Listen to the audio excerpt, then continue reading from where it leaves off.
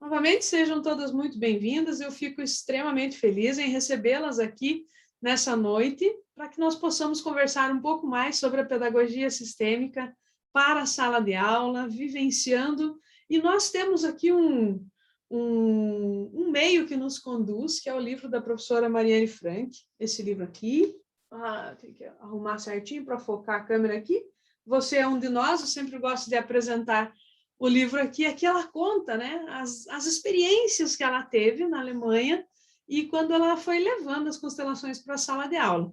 Então, nós já estamos há algum tempo estudando esse livro, a gente vai lendo o livro, que na verdade é um texto que eu trago, e a gente vai seguindo essa sequência, porém aqui é uma aula aberta, de repente, uma frase que eu faço, a gente acaba ficando aqui 1 hora conversando, trocando experiência. E aqui agora eu gravo essa aula e depois disponibilizo via YouTube. Tem sido muito interessante, porque nessas aulas eu não coloco nem um centavo no marketing nessas aulas. E são as aulas mais assistidas no meu canal do YouTube. É impressionante, né? Por quê? Porque é natural. É só isso. Ela é natural. É uma aula que ela surge, que ela é gostosa de ser vivenciada.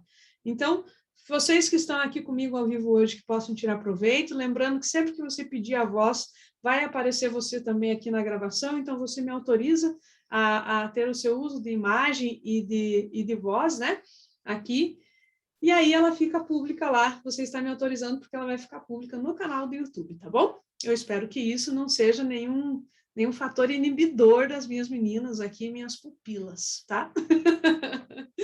Vamos lá, então. Deixa eu só admitir aqui uma aluna que tinha caído. Voltou. Já está voltando ali. Então, tá bom. Nós estamos no capítulo 2, 2.7. Quase disse no capítulo 2, versículo 7. Então, eu estou muito ligada na Bíblia ultimamente, aí quase que falei nos mesmos termos, né? Então, vamos lá. Sobre o que fala aqui, ó? Uma nova consciência começa a se difundir. A reunião de pais e mestres. Então, até esse vai ser o tema da nossa aula, né? Uma nova consciência começa a se difundir. Então, para quem está chegando agora, não conhece o livro, não acompanhou, então a professora Mariane ela vem experimentando todos os ensinamentos das constelações familiares dentro da sala de aula. E aqui nessa parte, então, ela já está seguindo aqui com seus alunos e agora leva toda essa consciência para a reunião de pais e mestres, né? Então, começa dizendo assim, ó, que inclusive eu grifei, eu gosto de contar a parte que eu grifo, né? Eu também tenho acompanhado um padre e ele fala assim, eu pego minha caneta verde Palmeiras, né? e acabo grifando ali aquilo que é mais importante, né? Então, se você também tem sua caneta verde Palmeiras para grifar seu livro, ou então, se você não tem o livro e quer anotar a frase, né? Enfim. Começa dizendo assim, ó, uma nova consciência começou a surgir nas crianças, ao mesmo tempo, uma atenção para com a ordem em suas famílias. E aqui, como eu disse, às vezes uma frase só basta, né? Uma nova ordem começa a surgir em suas famílias. O que nós mais observamos hoje dentro das salas de aula do Brasil é uma desordem. Não é que seja uma desordem, a sala de aula não tem nada a ver com o professor, que o professor não consegue ter autoridade dentro da sala de aula, mas a sala de aula, ela é o espelho, ela é o reflexo daquilo que vem de casa. E muitas vezes eu já me deparei também quando algum pedagogo senta com os pais e às vezes a gente não tem essa delicadeza de dizer isso para os pais. E a gente acaba falando de uma forma muito grosseira, dizendo assim, se o aluno está brigando na escola, né, aí fala assim, eu não sei onde que ele está vendo isso, será que é em casa, pai, né? Tipo, você já está julgando que lá existe, né? Mas gente, o que é mais gostoso, né? Que a gente demora para virar essa chave, enquanto professor, dentro da postura sistêmica, nem sempre todos conseguem virar essa chave rápido, que é a seguinte, quando nós falamos de uma pessoa, de um aluno, nós sempre falamos que nós temos que visualizar os pais atrás deles, né? Que é a ordem, a primeira ordem que a gente vem estabelecer. Do lado direito da criança, né? Do lado direito da criança você vê o pai, do lado esquerdo a mãe atrás dele. Só que do lado direito, onde tem o pai, não é o pai, no meu pai, né? Não é meu pai Jurandir. Mas ali é toda a imagem de pai vinda de todo o sistema. Né? Então, assim, por exemplo, meu pai é Jurandir, meu avô é Pedro, meu bisavô, se minha irmã estivesse aqui na aula, seria mais fácil, mas agora não lembro o nome do bisavô, né? Então, lá, meu pai Jurandir, meu avô Pedro, meu bisavô, quase lembrei o nome dele agora, quase veio. E aí, meu tataravô. Então, existe ali no meu pai todas as imagens e comportamento dos pais que vêm de todo o sistema. E aí é isso que eu consigo dizer aqui para vocês, que o reflexo da sala de aula, de repente, não é um momento que ele está vivendo em casa, aquele momento específico, mas sim algo que vem se desenrolando, sabe como se fosse uma enxurrada da chuva? Chove lá não sei onde, não tem aquelas cabeceiras aí que a gente vê, né? Assim, então, assim, ó, imagina que aconteceu, sei lá em que tempo, mas agora ele vem se revelar novamente, porque aquilo talvez não tenha sido bem resolvido, provavelmente. Então, não ficou bem resolvido. Aí as situações do sistema familiar dele vão aparecer para a criança naquele momento. Então, nada é da criança. Porém, muita coisa está com a criança naquele momento. E ela não sabe o que fazer com isso. É como se você imaginasse, né? Imagina que você, sei lá, que tem um bichinho te mordendo. E você não sabe, você não consegue reconhecer que é um bichinho que está mordendo. Aí você tenta achar onde é. Eu lembro que há um tempo atrás eu recebi um aluno, ele tem espectros autistas, né? Que tem as suas configurações, vou chamar assim, então era bem leve. E aí ele chegou e começou, ele coçava o corpo todo, né? O corpo todo na sala e dizia, ah, professor, tá coçando, né? E aí eu falava para ele, ele tinha saído para o intervalo, e aí eu dizia assim para ele, tá, o que aconteceu ali fora? Onde se foi lá no intervalo? Daí alguém falou assim, professor, ele estava rolando na grama, né? Então vai ver que, sei lá, algum bichinho te mordeu, né? Uma formiga, alguma coisa mordeu. E aonde que está coçando? Ele coçava o corpo todo. E aí veio a professora da sala de recursos, né? Com mais recursos do que a professora Elisângela, em termos de trabalhar com o autista, e me falou assim, existe um ponto que a formiga mordeu. E aí fomos procurar nos braços que estavam expostos, e era assim, no braço tinha mordido, né? Em um pontinho. E ele não conseguia identificar aquele ponto, ele coçava o corpo todo. Então, os processos sistêmicos, eles são exatamente assim. Eles chegam em você, você não sabe onde está, mas você fica toda agitada porque tem alguma coisa diferente. A criança fica toda agitada porque tem algo diferente. E quando nós começamos a trabalhar e a desenvolver as três leis das ordens do amor, de Bert Hellinger, que nos deixou a do pertencimento, da hierarquia, da troca, quando nós começamos a falar disso recorrentemente em sala de aula, assim como fez a professora Mariane, automaticamente, em algum momento, ele começa a estabelecer a ordem na própria família. Olha que bonito. Entendeu? Porque a lei da ordem, né? Como eu organizo a ordem em sala de aula? Não é só você colocar ele sentado de certa forma. Não, não é isso, não é só isso. Por quê? Porque ali você resolveu uma parte, você resolveu uma camada, mas existe outra, você não sabe quantas tem. Nós, professores, não sabemos quantas camadas tem. E aí, o que acaba acontecendo? Nós falando disso todos os dias, mostrando todos os dias. Chega alguém na sala, bate lá a pedagoga, a diretora, o diretor, seja quem for, bate na sala para conversar. Quando ele fala, tem sempre um aluno que ele está fora da ordem em si, ele não consegue respeitar a ordem do momento correto dele falar, ele acaba interferindo. Vamos imaginar, a pedagoga chega e pede para falar com o aluno João, né? Pede para falar com o aluno João. Ela está perguntando para o João de uma situação e o aluno, sei lá, o João, então o Pedro, né? O aluno Pedro, ele atravessa a conversa, que não deveria se eu conhecer o mínimo de ordem. A conversa não é com Pedro, a conversa é com o João. Pedro não tem que falar.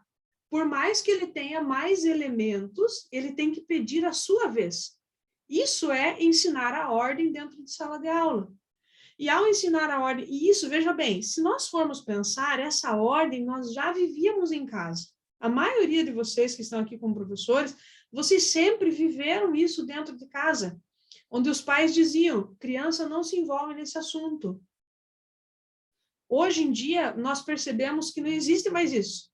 Às vezes é uma loucura dentro da casa das crianças, né? Eu percebo porque eu também convivo com gerações mais novas do que a minha e que já são mães, né? Lá das minhas primas e tudo mais, eu vejo que não existe mais essa ordem dentro de casa. O pai fala, a criança fala e se coloca na conversa, atravessa na conversa de adulto. Então, a professora Mariana, ela traz aqui, que ela começa a observar que esse falar, esse trazer dessa consciência da ordem, começava a fazer com que as crianças, né, ao mesmo tempo, uma atenção para com a sua ordem em suas famílias. Entende? Então, é esse falar a todo momento, né? Tem turmas que eu já estou trabalhando, tem uma turma que eu trabalhei com eles no 6º ano passado, esse ano no 7º. Então, essa turma, eles já sabem que eu nem preciso mais falar, quando um atravessa na conversa do outro, eu já sei, professor, já sei, né? Eu já sei que eu estou fazendo errado. E começa a se corrigir. Eu penso, não sei, eu preciso viver essa experiência, eu penso que provavelmente também dentro da casa dele, ele já mudou o comportamento. E não é uma coisa que a professora pediu, é uma coisa que ele viu que dá certo, causa menos confusão quando eu fico dentro da ordem, quando eu me coloco ali no meu lugar, né? E aí, o que mais que ela conta aqui, né? A hesitação inicial deu lugar a uma crescente atitude cheia de respeito natural das crianças para com o destino das outras crianças. Vocês já viram? Na minha sala sempre acontece assim, ó. Um fala assim, professora, eu não fiz a atividade porque não deu tempo, por exemplo, né? Professora, eu fiz a atividade porque não deu tempo. Aí o outro fala assim, é mentira, professora, ele ficou jogando, né?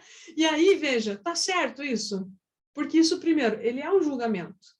E um não está respeitando o outro, né? E aí eu digo assim, olha, você não pode falar isso, você estava com ele? Não. Ou você estava jogando com ele? Não, professor, não estava jogando. Então, você não pode pensar isso. Se ele está falando que não deu tempo, você fica com isso. Você fica com essa informação. E o professor também. Respeitar o destino é isso. Se ele fala que não deu tempo, e você diz assim, não deu tempo, né? É claro que eu também já usei a frase dizendo assim, meu Deus, vocês sabem quanta coisa eu fiz para poder chegar aqui e dar tempo de dar aula para vocês? Né? Ou seja, eu estou comparando o meu modelo de vida com o modelo de vida deles, né? Professora, hoje quando o aluno fala, professora, não deu tempo, o que eu faço com isso? Eu deixo ele com a consequência dele. Entende? É diferente, porque aí ele vai sentir.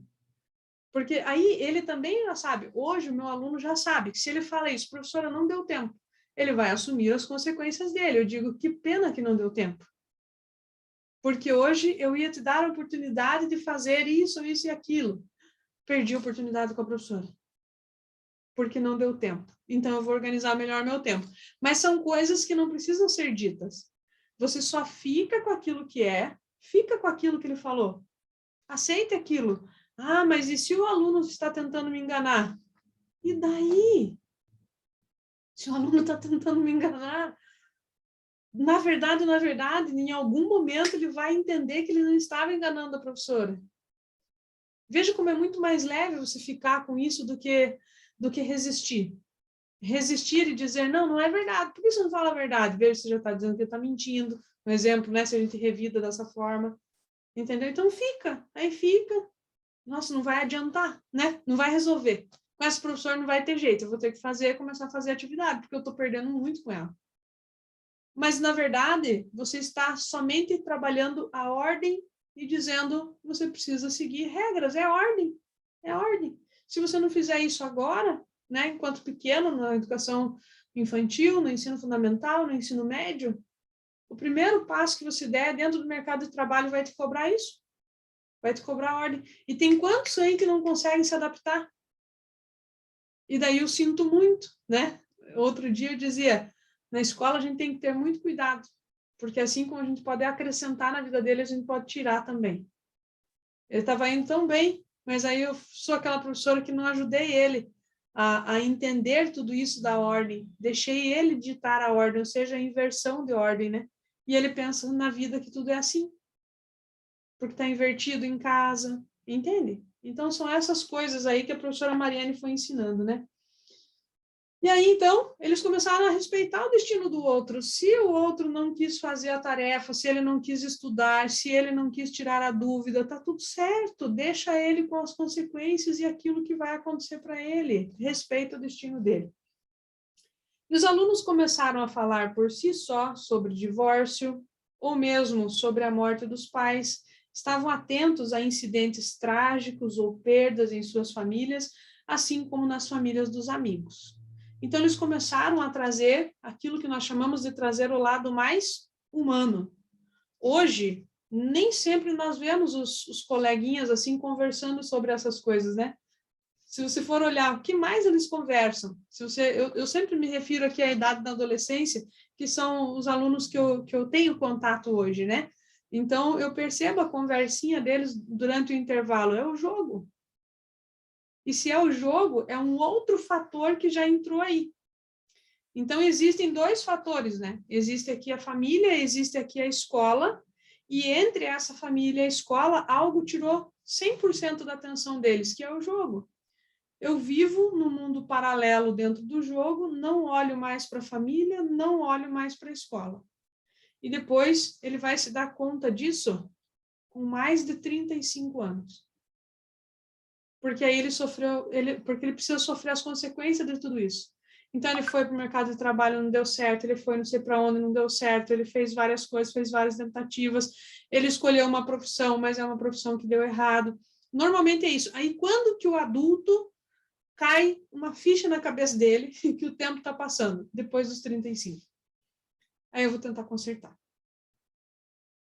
Entende? Aí eu vou tentar encontrar alguém do desenvolvimento humano, eu vou seguir o Wendel Carvalho, o professor Hilário Trigo, a professora Eli, eu também vou seguir, deixa eu ver, quem mais aí da nossa lista aí, agora aquele Jacobi, não sei das quantas, vou seguir todo esse povo aí agora sim, agora eu vou dar um jeito na minha vida, né? Mas aí, quanta coisa do meu sistema familiar, né, que a criança poderia vir aprendendo, lapidando desde pequeno, ficando só com aquilo que é seu, sem tentar resolver o que é do outro. Tudo isso está tudo acumulado em 35 anos ou mais. E alguns vão fazer alguma outra opção, que é deixar de viver. E tem um monte. E aí deixa de viver em vida. Entra nos casos de depressão, entra nos vícios, né? Enfim, entra em tanta coisa que não leva para a vida. E a vida é tão boa, né? Não diz que a vida começa aos 40, eu faz 2 anos que comecei, é por isso que estou andando tão feliz assim. Faz 2 anos que eu comecei a minha, tá tão bom, né?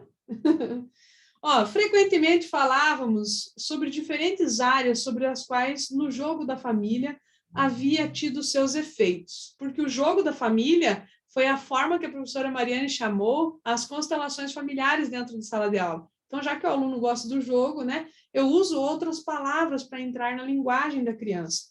E aí, já percebia, o jogo da família mudou lá em casa. Na minha casa, quando que mudou?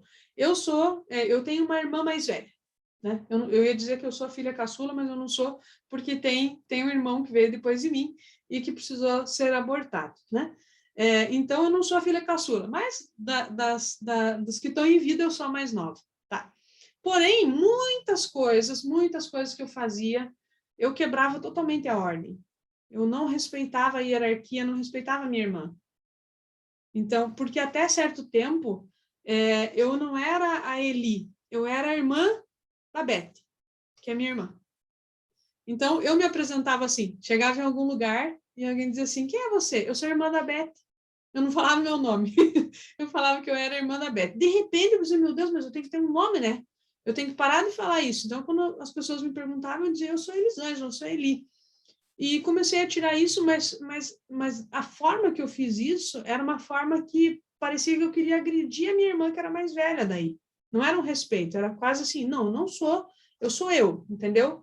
E aí, lá em casa, o que acontecia lá com os meus pais? Se tinha qualquer coisa para fazer, eu tomava frente. Se tinha que levar ao médico, eu tomava frente. Tudo eu fazia antes. Acontece que tem alguém que veio antes de mim, né? Tem alguém. Então, quando eu conheci as constelações familiares e vi, e tive que encontrar esse meu lugar dentro da minha família, de ser a mais nova, foi muito rápido esse aprendizado, porque, tipo, eu aprendi isso no final de semana, né? E quando foi no domingo à noite, minha mãe passou mal, eu tive que levar minha mãe para o médico, né? E eu disse para minha irmã, você vai junto? Ela foi, eu parei na frente do hospital assim, agora você desce aí com a mãe, né? Porque sempre era eu que fazia isso. Entende? E ali eu devolvi para ela o lugar da irmã mais velha.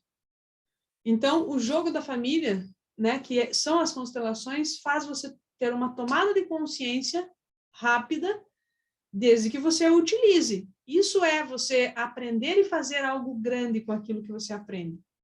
Você aprende e logo aplica.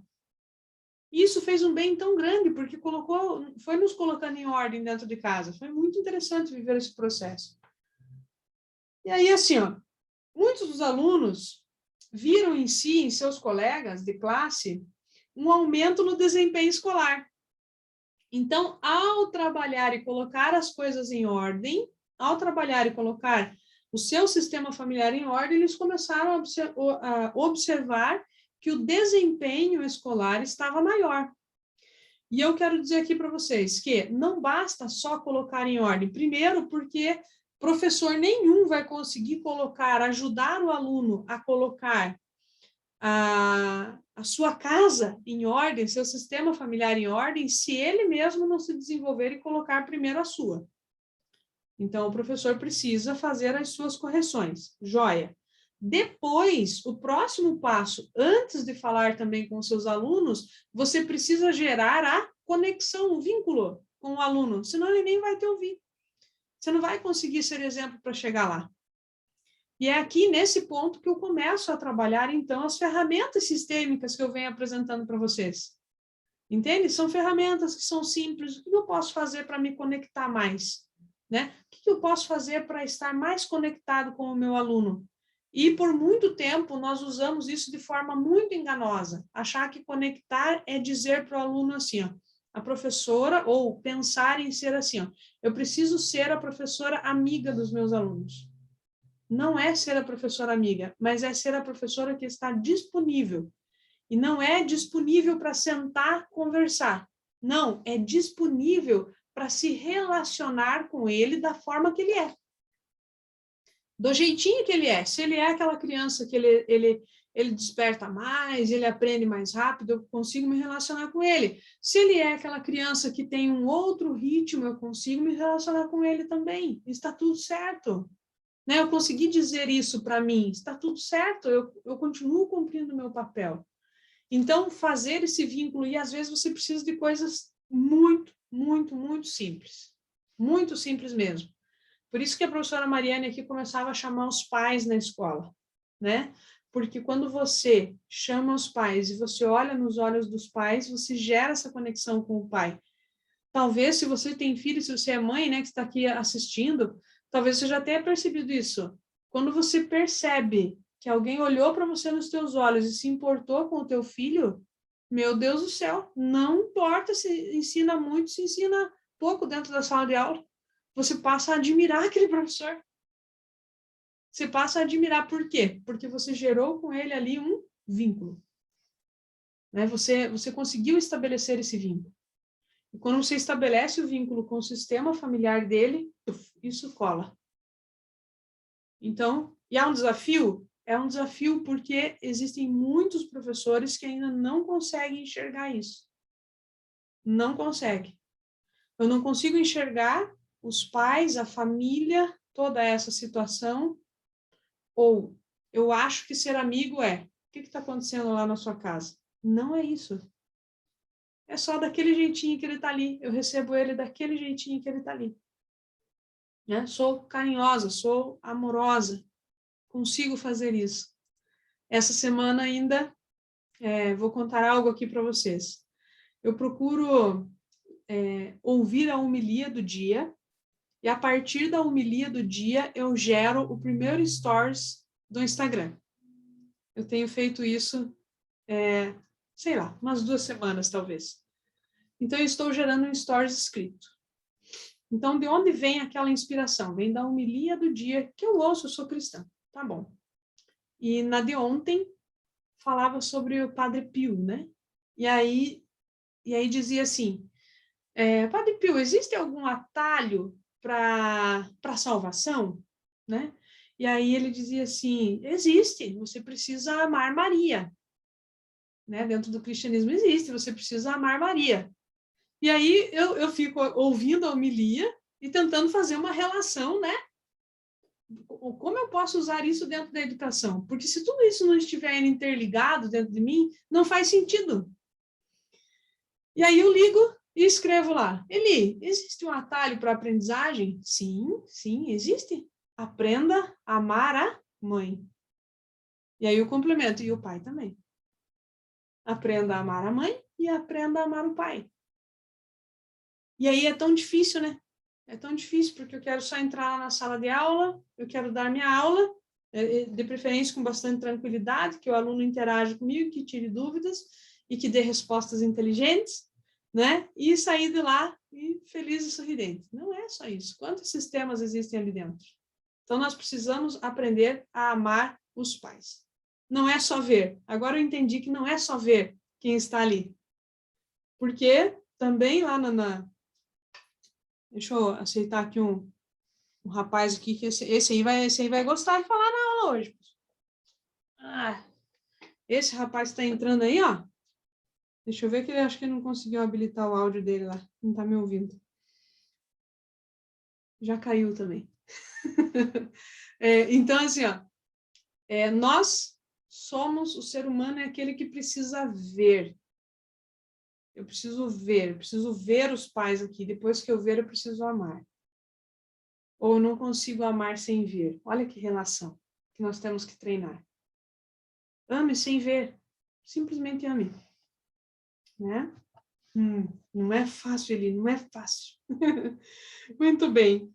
Além disso, pairava um sopro de amor por todo o grupo, essa suave rede que sempre une as pessoas numa constelação familiar. Então, experimentar a constelação familiar depois de algum tempo, e aqui não era muito tempo, não, mais ou menos uns 6 meses que ela estava vivenciando isso, faz com que já paire uma outra nuvem no ar, a nuvem do amor que vem aí das constelações. Nessas turmas, pude experimentar o modo como esse trabalho atuou nas crianças durante todo o ano escolar e nos outros anos seguintes. Depois que você faz, está feito. Nós, professores, precisamos ter essa consciência. Depois que você faz, está feito, não tem mais como desfazer. Assim como você pode fazer e pode alavancar alguém, você pode também acabar com aquilo. Né? Depois que você faz, está feito. Porque tudo é uma constelação. Você tendo consciência disso ou não, você está constelando o tempo todo. Porque constelar nada mais é que ver, expor os representantes e fazer com que tenha essas mudanças ali dentro. Então, você faz mudança, você provoca mudança o tempo todo. Né? Só que precisa ver, essa mudança na constelação familiar, ele está vendo a partir do ponto de vista, se eu estou sendo constelada, é sobre o meu ponto de vista. E o professor, onde nós erramos, né? Onde nós erramos é porque nós usamos o nosso ponto de vista, o nosso modelo de mundo para atuar na vida dos nossos alunos. Nós não olhamos do jeitinho que eles estão olhando. Entende? Né? Então, tudo isso é muito desafiador para nós. Porque seja qual for a universidade que você estudou, ela não te ensinou isso. Não existiu uma cadeira de pedagogia que olhasse para o sistema. né? Não existiu. Não existiu essa pedagogia, esse amor olhando para todo o sistema. Nós fomos treinados para olhar de maneira específica em algumas coisas. Em algumas coisinhas apenas. No mais tardar, no final de outubro, isto é, 6 semanas após o início das aulas, sentíamos a mudança na atmosfera. As crianças não podiam mais ignorar outra realidade, como a chamavam. Não podiam mais ignorar que tinham visto. Viu, está visto. Está ali, está presente. Ela estava sempre presente. Havia representado e sentido tantas vezes uns pelos outros nas constelações, reverenciaram, choraram e se abraçaram. Naturalmente, ainda existiam brigas, rixas ou implicâncias habituais, né? Existia isso, continua existindo isso nas aulas dela. Mas havia também a compaixão e um espírito de grupo sério e profundo, diferente do que haviam experimentado no passado, mesmo em turmas camaradas, aquelas turmas boas, gostosas de se estudar. Agora, via frequentemente 2 crianças se abraçando no recreio ou na entrada. Quando eu li essa frase aqui, eu acho que eu já vi umas 3 vezes esse texto aqui, eu fiquei pensando, eu não vejo mais, não é só por causa da pandemia, não, eu não vejo mais as crianças se abraçarem. Isso acontece nas escolas de vocês? A criança encontrar um amiguinho assim e abraçar? Você não vê mais isso, ou na entrada ou na saída, a gente quase não vê, né? Foi criando um abismo tão grande sobre tudo isso, né? Achei isso surpreendente, porque não é típico de crianças de 10 e 12 anos. Levou um tempo até perceber como os rápidos abraços durante as constelações as havia comovido profundamente. Mesmo que só tivessem se permitido seguir esse impulso por um pequeno instante. Uma vez falamos sobre isso e um garoto disse: é realmente estranho com a senhora Frank. A senhora faz conosco coisas que normalmente não faríamos. Algumas vezes é embaraçoso, mas depois é ótimo de novo. E não sei como devo dizer isso. Um dos meus grandes receios era que os pais pudessem sentir esse trabalho como uma invasão de sua privacidade, que é o que nós percebemos hoje, né? Imagina a gente fazendo tudo isso que ela fez em sala de aula. Ah, meu Deus, lá na minha escola ia surgir uma fila de pais para dizer o que é isso que essa professora doida aí está fazendo. E é por isso, então, que hoje, quando eu falo sobre as ferramentas sistêmicas, né, eu também trago essa questão assim, que você deve falar de uma maneira muito mais simplificada. Você deve ver, você deve observar. Hoje, enquanto eu estava preparando a aula aqui pela manhã, me vinha uma imagem, né, eu montando todo um mapa da sala, um mapa inteiro de uma sala. Já pensou você fazer um registro inteiro? Como é o aluno A? Como é o teu aluno B? Como ele se comporta? Imagina você ter um apanhado de informações assim, né? Que você pudesse depois dividir com outros colegas. E que ele pudesse seguir entendendo melhor cada aluno, né? Porque todo esse trabalho que a professora Mariane fez, em outro momento, de repente, um outro professor pega essa turma e talvez não tenha mais continuidade isso, né? Então, imagina que bonito que seria isso, você conseguir mapear. Vou mapear. Consigo ver, ele é o 3º filho. Se ele é o 3º filho, deixa eu ver, ele é o filho do meio. Já ouviram falar do filho do meio? Não ouviram falar? Né? O filho do meio, ele tem uma carga. O mais novo tem outra, o mais velho tem outra.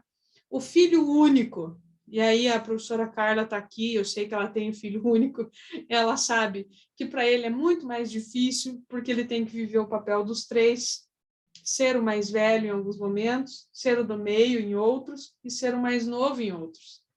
Então, aquele que tem filho único, aí você observa que aquela criança não vai ser tão simples assim para ela.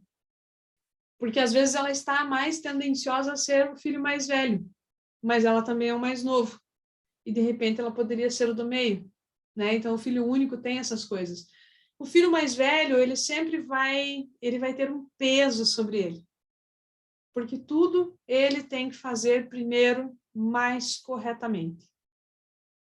E fazer essa dinâmica em sala de aula, né, uma dinâmica que nós fazemos isso dentro da pedagogia sistêmica, que é fazer com que os irmãos que são, todos os irmãos que são os mais novos, falam para o mais velho que ele não precisa carregar essa carga, que ele é o exemplo, mas que ele precisa ser só ele, que já é o suficiente para que eu, mais novo, possa aprender. É incrível quando você vive isso. E o mais novo, né, o do meio, quando tem o filho do meio, o que acontece lá com o filho do meio? O filho do meio, ele vai dizer, então, se você souber na sala que tem um filho que é do meio, você já sabe que ele precisa ser visto, porque ele acha que ele não é visto. Entendeu? Ele sempre acha que os pais viram o mais velho, ele sempre acha que os pais estão cuidando do mais novo e ele não é visto. É uma frase muito comum que os filhos do meio usam com os pais. Mas vocês não estão me vendo. Mas vocês não estão vendo tal coisa. Vocês não me ouvem. Eu já falei, mas vocês não me ouviram. Esse é o filho do meio falando. Entende? Então, se você sabe, você é professor, imagine, se você tem um mapa da tua sala e você sabe quem são os filhos do meio, aí você diz para ele, né? Você está lá explicando e você chama ele pelo nome. Antônio, eu estou vendo você aí. Pronto, você gerou a conexão com ele, porque você sabe que o filho do meio precisa e tem a necessidade de ser visto. Entende? E o mais novo? O mais novo, todas as atenções estão para ele. E acha que é fácil isso? Não é, porque parece que todo mundo reclama porque acha que você, que é o mais novo, é aquele que recebe tudo. Na verdade, ele recebe porque ele sempre vai estar no prejuízo. Entendeu? Vamos imaginar assim, como assim? O filho mais novo sempre vai estar no prejuízo. É por isso que ele toma tudo, tudo que ele acha que ele tem direito, e os pais entregam tanto para ele. Eles entregam tanto porque, vamos imaginar, eu e minha irmã, nós somos 5 anos de diferença. Eu nunca vou conseguir equilibrar esses 5 anos que ela teve com os meus pais antes de eu nascer. Não tem como ela me pagar, me devolver 5 anos. É por isso que o mais novo quer tudo para ele. Porque ele tenta compensar tudo aquilo que os pais já viveram só para os que vieram antes. E que ele nunca vai conseguir compensar. E é por isso que na velhice, normalmente, o filho que vai ficar e vai cuidar dos pais é o mais novo. Porque ele ainda tem mais coisa para tomar de lá. Ele não tomou tudo. E aí, se você sabe que é a criança que está ali na sala, ele é o teu aluno e ele é o mais novo, então o que você sabe dele? Você sabe muito mais coisas. Você sabe que ele é aquele aluno que é o tomador. Então você entrega, mas ele faz ele equilibrar com aquele que é o mais velho. Olha, eles têm a mesma idade, eles estão na mesma sala, só que dentro do sistema familiar dele, ele vai receber um comportamento. Entende? Onde nós podemos colocar os mais velhos? Nós podemos fazer dinâmicas, né, em sala de aula, momentos de estudo experimentar. Será que os filhos mais velhos se sentem melhor quando estão na frente ou quando eles estão lá no fundo? Será que no meio da sala? Onde eu coloco eles? E aí você começa a brincar. Isso é constelar, isso é ter postura sistêmica. Eu provoco, eu vejo um fenômeno acontecendo e observo. E aí você passa a ter conclusões. Por que ele tem esse comportamento? Ele é o mais novo. Tá tudo certo. Entende? Ele é o do meio, né? Então, se ele é do meio, ele quer ser visto. Deixa eu ver. Deixa eu ouvir você, fulano. Porque ele quer ser ouvido. Então, ali na sala, você dá essa oportunidade. Olha que interessante. Faz sentido isso para vocês ou não? Faz? Né? E aí, nós não temos isso. Quem de vocês já usou isso na sala de aula? Eu mesma ainda não vivi essa experiência em mapear. Eu estou contando uma experiência que eu tive hoje pela manhã, imaginando todo esse mapeamento. Imagina você ter tudo isso dos teus alunos, né?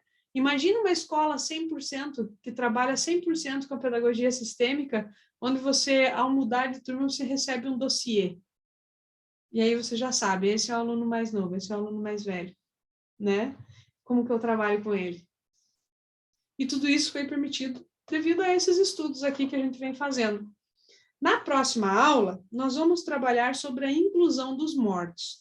E aqui eu vou desenvolver com vocês, nós vamos chegar numa parte aqui, né, que a gente vai falar na próxima aula, que a professora Mariane chega e escreve assim no quadro, sobre a morte e o morrer.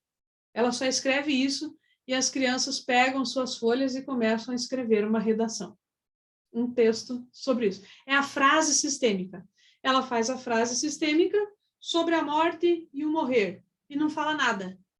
E eles baixam a cabeça e começam a escrever e cada um escreve o seu. E aqui tem lindas reflexões. E aí, na próxima aula, então, nós vamos falar e vamos conversar sobre isso aqui. Que tal? Aqui para nós, no Brasil, no dia 2 de novembro, é dia de finados, daqui um mês. Que tal a gente fazer uma atividade? Porque todos nós, adultos ou crianças, nós nos identificamos muito com o mundo dos mortos. Mesmo, claro, de forma inconsciente. Então, nós nos identificamos com o irmão que foi abortado, com alguém da família que era muito querido e que você perdeu, né? Nós nos identificamos muito com o mundo dos mortos. E os nossos alunos se identificam muito, porque a criança é muito mais sensível. Então, quando que começa essa nossa identificação que nós temos hoje na vida adulta? Ela começa quando criança. Entende? Ela começa quando criança. E você vive dentro daquele mundo. Então, na próxima aula, nós vamos olhar mais para isso. Aqui tem várias cartinhas, né, de todos os alunos, eu acho, dela que tem aqui. Obviamente que em um dia só a gente não vai conseguir ler todas essas experiências, né? Mas é bem gostoso. Eu vou escolher algumas aqui que a gente possa ler e vamos conversar sobre isso. Tá bom? O que vocês acharam da aula de hoje? Contem para mim. Contem para mim. Deixa eu colocar aqui na galeria para ver vocês. Contem para mim o que vocês acharam dessas reflexões aí que tivemos hoje. Quem gostaria de falar? Lucinéia hoje não está aqui. Lucinéia me escreveu, professora, hoje não vou poder ir para aula, que eu tenho um compromisso. Eu disse, vai namorar, Lucinéia, vai namorar. Para de estudar um pouco, vai namorar, né? Hein? Me conta aí, quem quer dividir aqui o que aprendeu na nossa aula de hoje?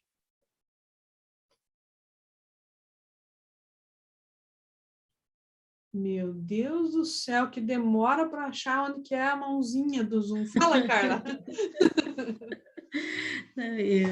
Eu queria dizer que eu fiquei tocada com essa tua reflexão final agora, né? Por conta dos textos que vêm agora com respeito à morte, porque nós estamos em um momento de luto pandêmico. Uhum. E talvez aí nós, como professores, devemos, né, não sei se dever é a palavra certa, mas poderíamos utilizar algum momento da nossa sala de aula para refletir sobre isso, de alguma maneira. Né? Uhum. Porque nós fazemos de conta que o Covid não aconteceu, que as pessoas não morreram, estamos tentando fazer de conta que estamos voltando para as aulas presenciais como se nada tivesse acontecido, e negar é excluir. Exatamente. E aí, excluir é quem compensar. se foi, exato, e quem se foi e é excluído, é como se não tivesse valido a pena tanto sofrimento. Olha que interessante, né? Estou dizendo que eu tô muito pro cristianismo, né? É como o próprio Cristo, né? Eu vou para a cruz, morri, e daí? Do que valeu a pena tudo isso, né? Porque mais de 600 mil mortos aqui no Brasil, mais de 600 mil, do que valeu a pena? Eu só quero saber a hora que está liberada a festa. Uhum. Né? Só quero saber disso. Ou, de verdade, na escola onde eu trabalho, só foi interessante saber como é que abriu o portão da escola. O portão da minha escola só foi aberto. Entendeu? Só foi aberto. Só isso. Como se nada tivesse acontecido. Nada tivesse acontecido. Agora, e aí abriu... o que vai acontecer é que a gente vai ter colocado fora essa oportunidade. Verdade. Você sabe que o ano passado, em novembro, eu gravei um vídeo de 1 minuto. Acho que deve estar ainda lá no meu Instagram, não sei. falando sobre as crianças, né? Como trabalhar o dia de finado com as crianças. E depois eu ficava tentando bater o número de visualizações daquele vídeo com outros e não conseguia, de tantas visualizações que eu tinha tido naquele vídeo. Aí depois, quando entrou o marketing, né, colocando dinheiro em marketing, obviamente que ultrapassou. Mas assim, é uma coisa que é velada. Nós fazemos isso de forma velada. E é muito bem lembrado aqui pela Carla, porque a gente pode, na próxima aula, criar uma fagulha, uma sementinha ali do que nós podemos fazer. E aí nós temos um mês para pensar. Entendeu? O que se pode fazer quando chegar próximo a essa data, lá no início de novembro, o que nós podemos fazer para criar uma reflexão nos nossos alunos e mostrar o quanto tudo isso que foi vivido foi extremamente importante, né? Foi extremamente importante. Fala, Carlota. Com os meus que são adultos, né? Desde o ano passado, quando eu comecei a dar as primeiras aulas remotas, eu não consegui dar aula sem falar da Covid. E aí eu fui traçando as correlações, né, com o tema que eu trabalho com eles, com a Covid. Eu fiz eles estudarem e pesquisarem como que o sistema cardiovascular é influenciado pelo Covid. E eu disse para eles, vocês como futuros médicos, o que nos compete nesse momento, que a única coisa que a gente pode fazer é mergulhar na ciência, é compreender como que esse tema que nós estamos estudando é influenciado, é afetado por esse vírus, é uma forma de nós nos colocarmos, continuarmos tentando fazer o normal, que é o estudar em meio a uma pandemia, mas sem colocar vendas nos nossos olhos.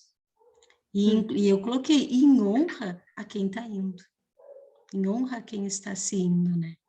E todos eles adoram. Esse ano eu repeti com as turmas desse ano e todos eles gostam de fazer essa atividade, assim, porque eles se sentem olhando para o Covid de um lugar onde eles podem, de alguma forma, fazer alguma coisa, que é estudar, é trazer esse conhecimento para dentro da profissão deles, da futura profissão deles, é óbvio, né? Então, eu acho que isso tem ajudado, né? E, obviamente, que ajuda na conexão, né, Eli? Sim, na conexão com eles, porque torna a aula mais humana. Sim, muito mais humana, né? Então, na semana que vem aí nós vamos desenvolver, hoje nós estamos em 11 pessoas, então, se fosse a próxima aula, nós teríamos 11 ferramentas, cada uma desenvolve uma, a gente pode usar a qual achar melhor em sala de aula. Ah, não é para fugir da aula por causa disso, hein? O professor às vezes fala um negócio e vou ter que fazer atividade, não vou, né? Não vou mais. Nas minhas aulas agora eu percebo isso, sabe? Eu começo a perguntar, né, via Meet, assim, e o teu? Quanto que deu? Fulano começa, né? Não sei quem saiu, não sei quem saiu. Aí eles dão, tipo, em 5 minutinhos e eles voltam, entendeu? Porque, tipo, já passou a pergunta da professora e começa a voltar. São os danadinhos. Fala, Cirlei, querida. O microfone. Essa semana foi interessante. Na minha outra escola, né, onde eu sou só professora, eu cheguei na quarta-feira de manhã, eu entro no segundo período e aí tinham 3 mães da turma onde eu fui escolhida como regente, né? Existe um grupinho de muita conversa, um grupinho assim que está extremamente fora da ordem, né? Daí eu dizia para a Díria assim, a gente precisa colocar essa turma na ordem, né? Porque o conflito está grande.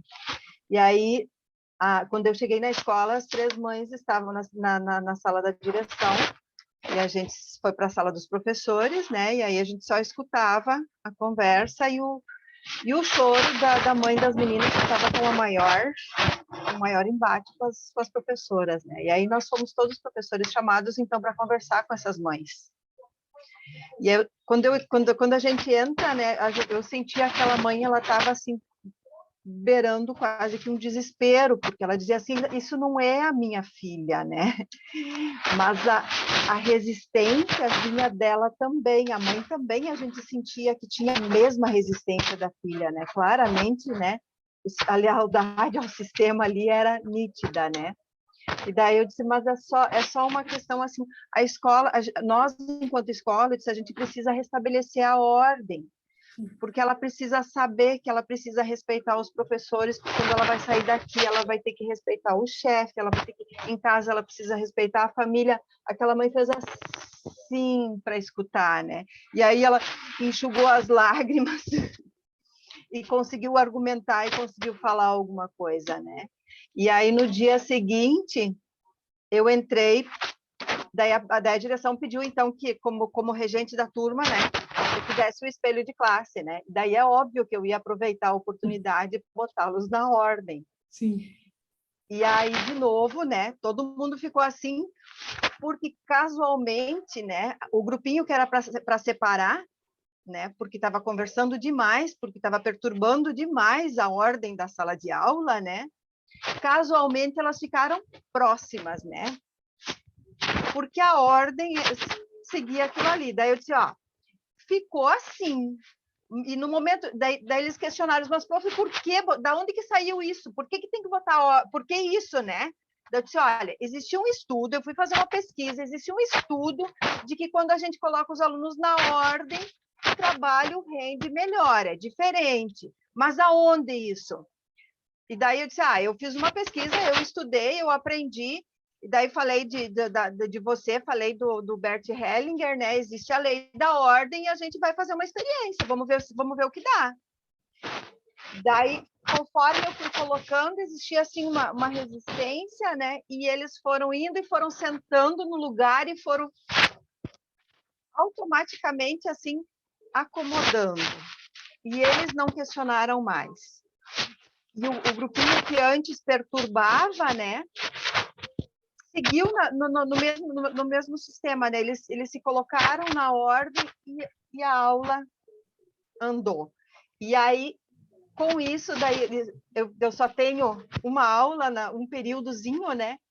E aí eu coloquei para os outros colegas, eu disse, um voto de confiança, eu disse, um voto de confiança. Elas ficaram juntas, mas eu já fiz isso na minha outra escola, também aconteceu que os conversadores ficaram juntos e eles não pedem para sair, eles gostam daquele lugarzinho. E eles não conversam mais, eles não perturbam mais como eles perturbavam antes. É lindo, é maravilhoso isso. Exato, daí... Cirlei. Olha só, a nossa cabeçuda de professor, tentando colocar uma ordem totalmente desorganizada em sala de aula. Em cada canto da escola, né? Isso, imagina que vai funcionar se você pegar o grupo que conversa e colocar um em cada canto. E, obviamente, que quando eu aprendi também a colocar por ordem de chegada ao mundo, né, por ordem de data de nascimento, quando, né, eu fui pensar de maneira rápida, normalmente na minha sala, aqueles que mais conversavam eram os mais velhos, que já estavam ali retidos 1 ou 2 anos naquela série. Eu pensava, eles serão os mais velhos e, obviamente, vão ficar juntos. Não vai funcionar esse negócio. Mas o que é tão impressionante? É porque eles não vão ficar mais no mesmo lugar que eles sentavam habitualmente na sala. E eles vão para o lugar que é deles por direito. E aí você passa a entender que esse fora do lugar era fora do lugar físico lá da sala que ele estava, e lá ele se sentia incomodado, por isso ele tinha que fazer o barulho. Aí, quando ele vai e senta, ele leva os mesmos colegas mais velhos e senta comigo aconteceu assim, sentou um atrás do outro. Eu pensei, agora eu piorei a situação, né? Porque o negócio que antes eles estavam espalhadinhos na sala, agora estão tudo juntos, sentadinho um atrás do outro. Não vou mais conseguir dar aula, né? E não é. Por quê? Porque chega lá, porque aquele é o lugar. E quando eu estou num lugar, não tem mais nada que me incomode. Então, hoje, por exemplo, eu percebo assim em mim, né? Quando tem uma reunião na escola, eu procuro chegar no momento que eu possa escolher onde eu possa sentar, entendeu? Para que eu sinta e deixe meu corpo conduzir onde eu quero sentar de fato. E aí eu sento. Por quê? Porque antes eu chegava em cima da hora, entendeu? A reunião já ia começar, por exemplo, eu chegava um pouquinho atrasada, e aí eu tinha que sentar num lugar que tinha livre, né? E aí, Cirlei, o que acontecia comigo? Se eu não podia falar, eu ficava no celular. Se eu não podia nem falar e nem ficar no celular, menina, coça meu corpo inteiro. É um negócio. Nem cutuca aqui, daí eu me arrumo aqui na cadeira, daí viro para cá, daí coça minha cabeça, e não sei o quê. E não tem nada a ver com algo físico, você só não está no seu lugar. Então, hoje eu procuro, porque vejo que eu não gosto quando eu tenho que ficar me mexendo. Me incomoda que parece que está todo mundo olhando para mim, mas é bem isso, né? Porque aquele que quer ser visto, ele quer ser visto, ele vai fazer alguma coisa para ser visto. Mas não é que seja eu a Eli, né? Não sou eu a Eli que quer ser visto, é aquele que tem direito àquele lugar. E a mesma coisa acontece com os nossos alunos, né? E isso nos quebra ao meio, Cirlei. Nos quebra ao meio, enquanto professores, quando se coloca na ordem e percebe uma coisa dessa, e daí tudo flui. Isso não é possível um negócio desse, né? E eu sempre também demonstrei para os meus que ali ele ia ter força, né? Nesse lugar aqui, você vai ter força. Agora, se você quiser experimentar o outro, você pode experimentar. Eu deixava experimentar. E perceba, você aprende com mais naturalidade ou você precisa de mais esforço quando você está nesse outro lugar? Hoje foi mais difícil, entendeu? Porque, na verdade, você consegue trazer essa clareza para ele, né? Então, ele escolhe voltar e sentar naquele lugar que é dele, a ponto de dar quase briga, né? É meu, entendeu? Né? É meu lugar. E eu já experimentei também quando um aluno falta, né? Quando tá tudo certinho, tá espelhada a sala, tudo certinho, né? E aí tem o aluno lá que falta. Aí faltou o aluno, tem alguém que vai lá e senta no lugar dele. E aí eu faço a pergunta, né? Como é estar no lugar do fulano? Professora, a primeira reação deles.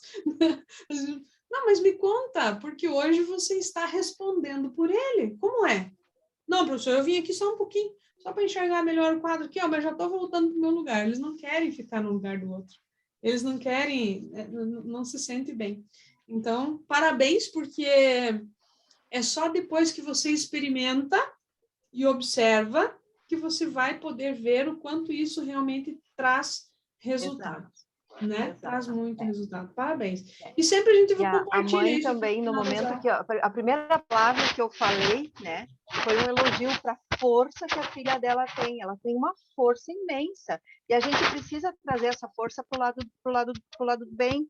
Sim. A gente precisa aproveitar essa força e canalizar ela para ela ser uma líder, né? Uhum. Não podar, né? Não, a gente não quer esmagar ela, a gente quer fazer ela crescer. Crescer do lugar dela.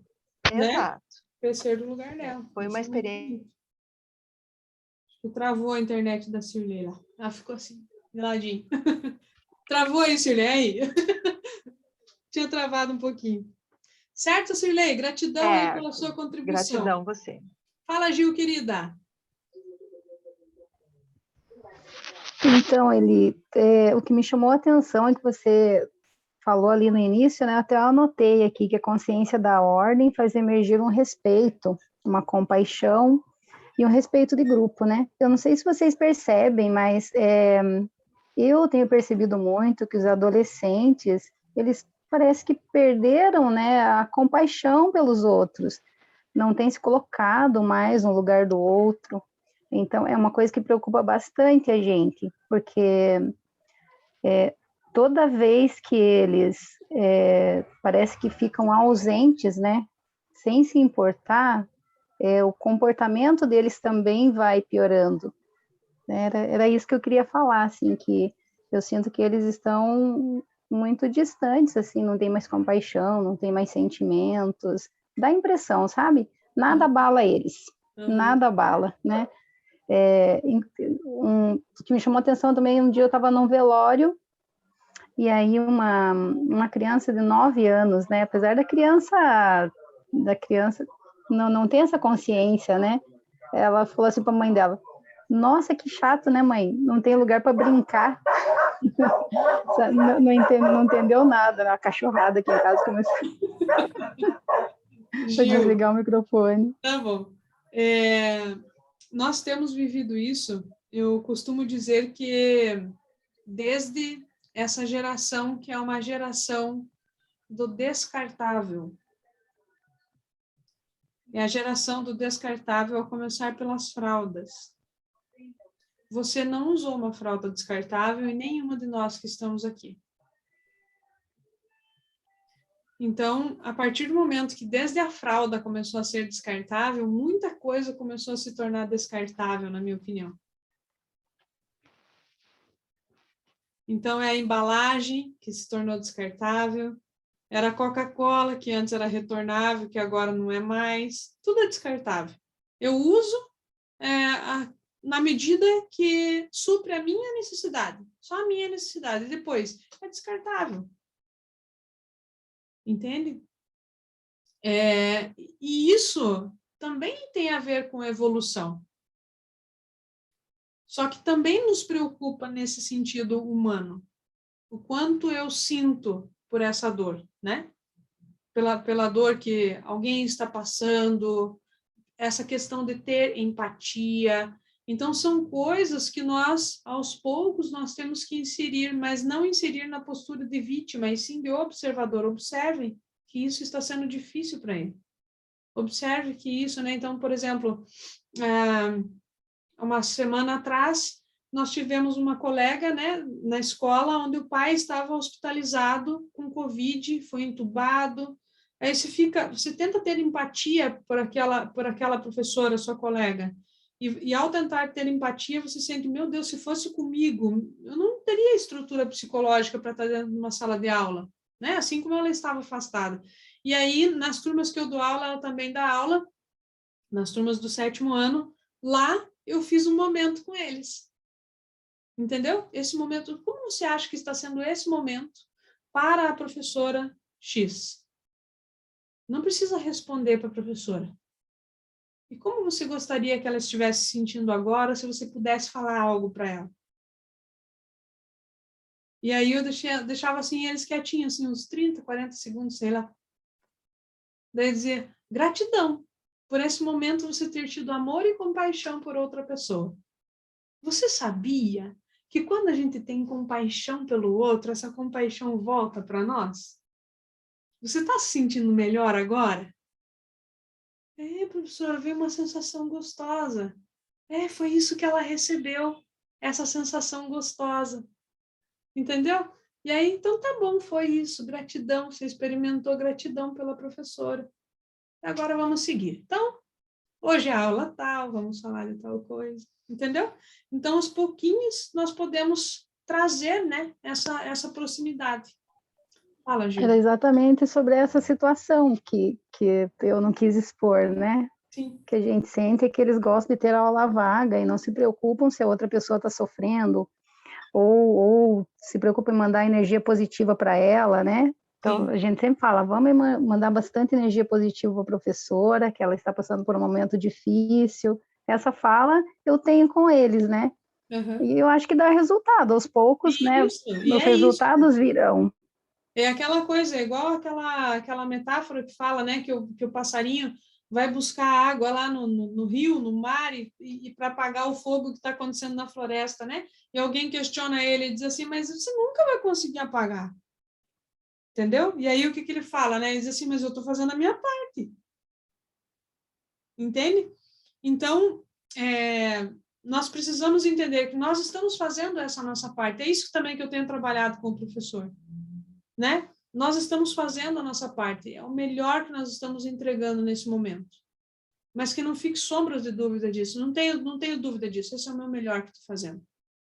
Eu sempre gosto quando na minha aula chega criança. Como é o nome dele, Elaine?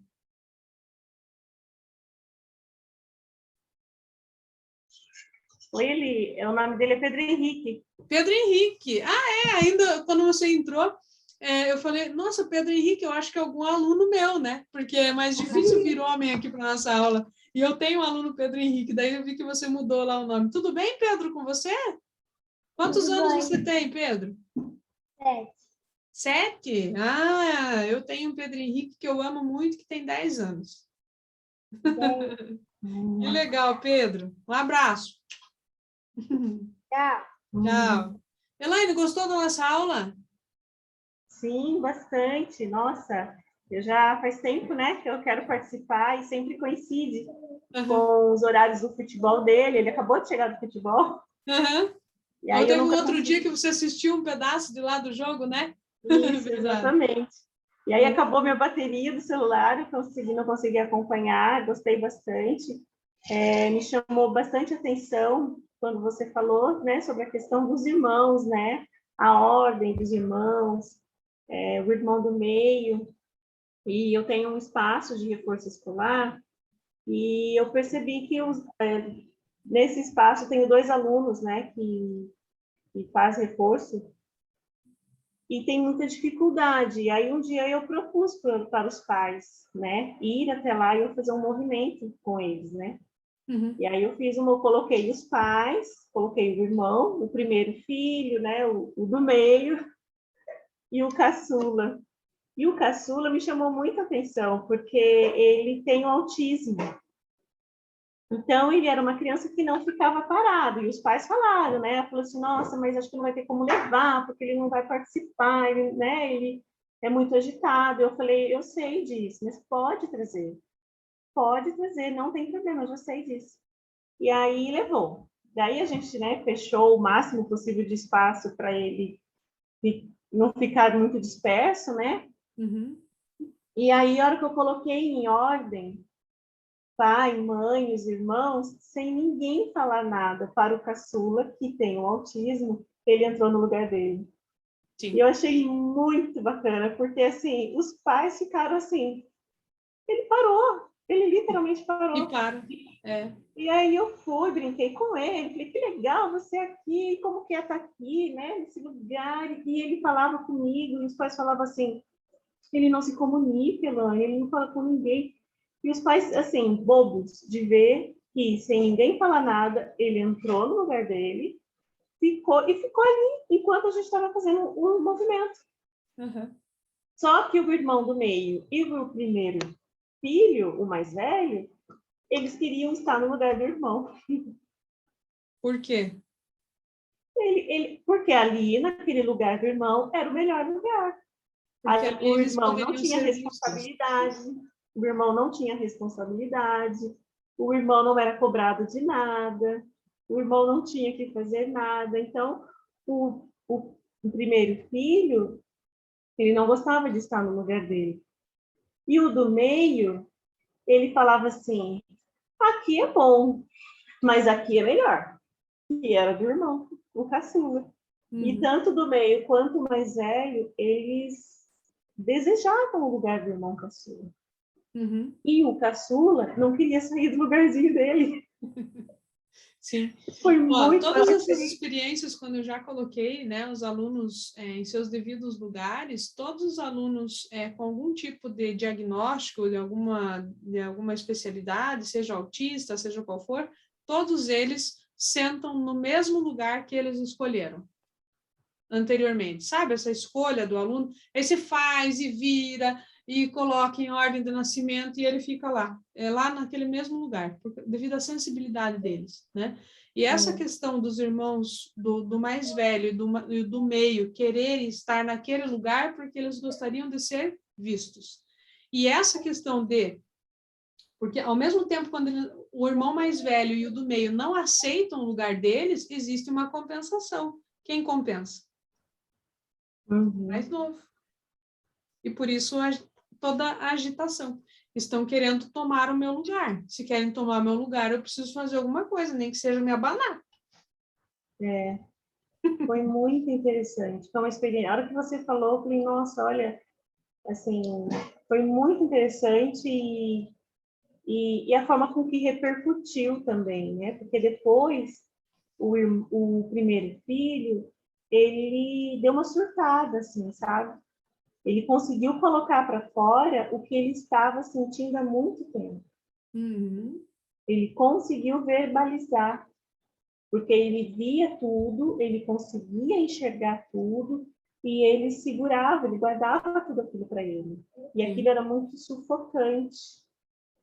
E aí, a partir desse movimento, ele conseguiu, literalmente ele surtou, de deixar os pais assim, sem entender como você, que é um filho tão bonzinho, tão quietinho, que nunca reclama de nada, que está sempre tudo muito bom, e agora você vem dizendo tudo isso, mas foi um momento em que ele, no lugar dele, ele teve força para dizer, olhe para mim, eu não estou aguentando, tá difícil, tá pesado.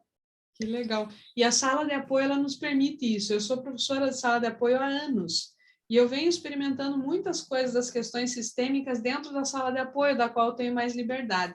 Mas esse ano eu fui podada. Você tem que ensinar esse quadradinho aqui. Eu quero que você ensine esse quadradinho. E eu perdi a vontade de ensinar o quadradinho. Entendeu? Porque eu sei que o caminho não é ele entender aquele quadrado. É ele se encontrar dentro do sistema familiar e tudo dá certo. Né? Então, a pedagogia sistêmica, ela precisa avançar. Ela precisa gerar mais consciência, cada vez mais, né? Então, que nós possamos continuar essa nossa conversa, não só na próxima aula de sexta, mas que nós possamos continuar essa conversa mostrando aquilo que você aprendeu para um outro colega, em todas as oportunidades, trazer dizendo assim, olha, é bem interessante isso que eu tenho vivido. Aquilo que a Cirlei falou com os alunos dela, né? Todos os dias a gente tem que praticar isso para que isso possa ser disseminado, porque senão a gente sempre vai ficar lutando, sendo o passarinho, fazendo só a nossa parte, mas nós podemos achar mais passarinho por aí. E aí o negócio vai ficar mais interessante, né? Você fez uma foto nossa, Carla? Não? Hoje você não fez foto? Às vezes me pega de já tentei, mas não estou conseguindo. Meu computador aqui não está respondendo. Ah, não estou com Que computador danadinho. novo, estou com computador velho. Então é de compensação de ciúme do... Deve ser de ciúme, agora não quero. Agora você então vamos lá, eu vou fazer aqui, tá bom? Eu posso fazer com o celular também. Eu faço aqui, já mando para você que faz a capa bonita aí, tudo, tá? Aqui. Aí, agora vamos ver se deu certo, como diz a Carla aqui, né, Carla? Deixa eu ver aqui. Vamos observar se saiu todo mundo bem bonito e barato. Ah, não, bem bonito e barato também não. Aí, todo mundo sorridente, isso aí. Pessoas bonitas, gratidão por mais esse momento aqui. Daqui a pouco a Carla faz uma imagem bonita e coloca para nós lá no Instagram. Durante a semana, provavelmente amanhã ou depois de amanhã, eu subo essa aula aqui para o YouTube, para que mais pessoas possam assistir, que vocês também possam comentar lá, tá bom? Beijo enorme, fiquem com Deus e até a nossa próxima aula. Tchau, tchau.